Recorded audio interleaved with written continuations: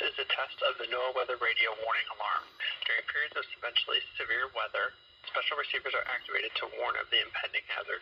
Tests for these receivers are normally conducted by the National Weather Service every Wednesday between 11 a.m. and noon. When there is a threat of severe weather on Wednesday, the test will be postponed until the first available good weather day.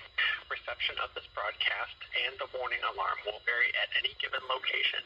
This variability, normally more noticeable after your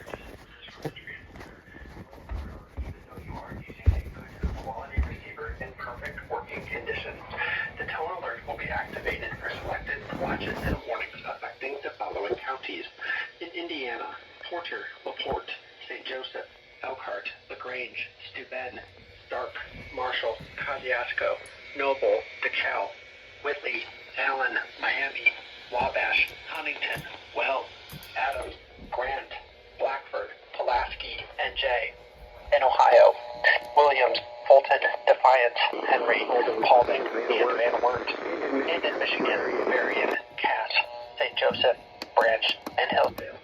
For more information, see our webpage at weather.gov/IWX and click on NOAA Weather Radio under local information. We now return to regular programming.